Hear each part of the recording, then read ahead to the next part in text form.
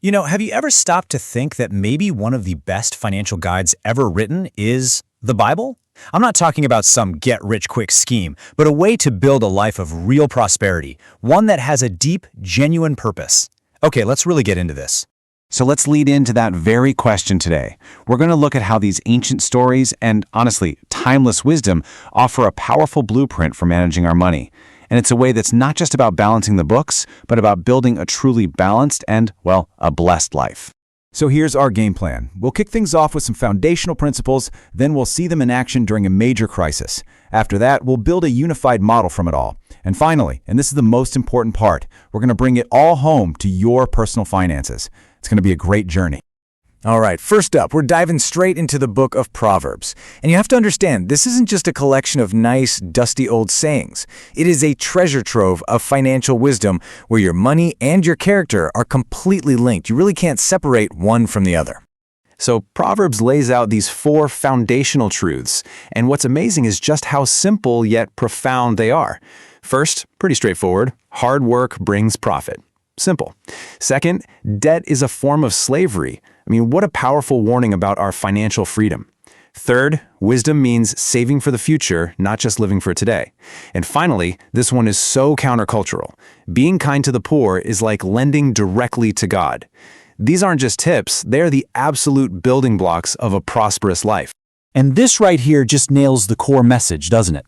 The goal isn't just about accumulation. The goal is to manage our resources in a way that actually builds our character, that protects our freedom, and that ultimately lines up with a higher purpose.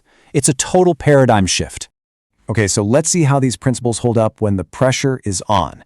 We're shifting from the what to the how with 2 just incredible case studies, Joseph in Egypt and the Jews in exile. This is where the theory gets really, really real. Just think about Joseph for a second. He wasn't just some dreamer. He was one of the greatest financial managers in all of history.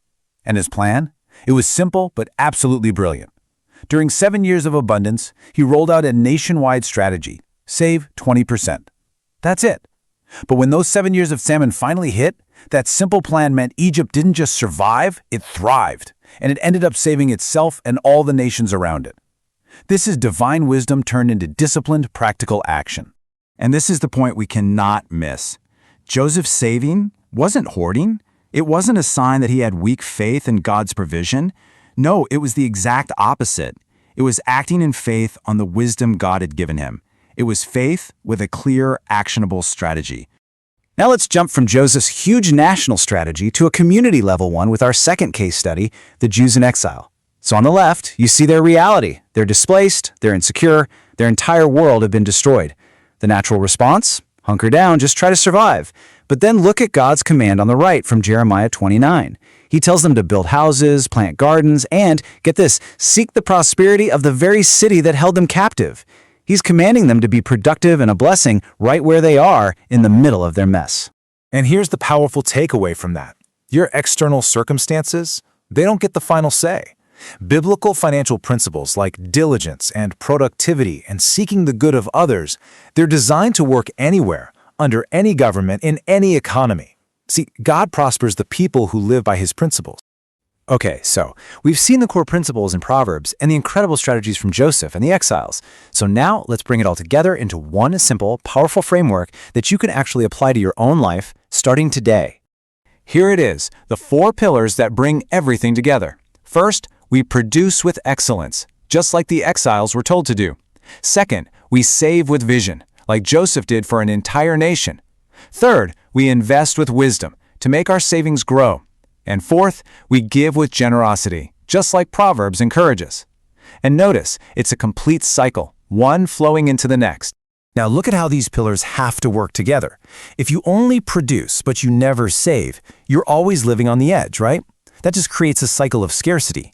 If you save, but you never invest or put that money to work, it just sits there, and that leads to stagnation. And if you do all of that, but you never give, you end up with a portfolio full of emptiness.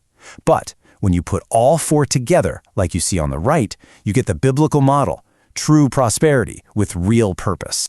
So far, this has all been about principles and stories from long ago. But now we get to the most important part. Let's make this personal. This next section is all about moving from just information to actual transformation in your own financial life.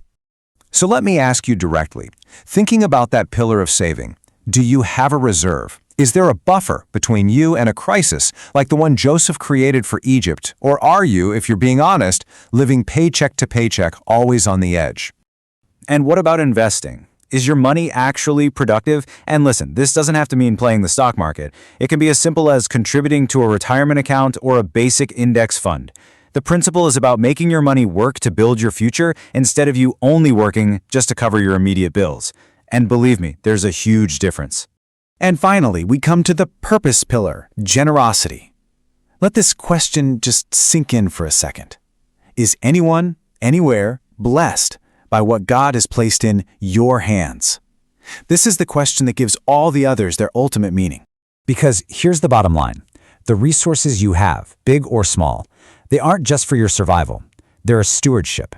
You've been entrusted with them to manage wisely, to multiply effectively, and to share generously. That's the mission.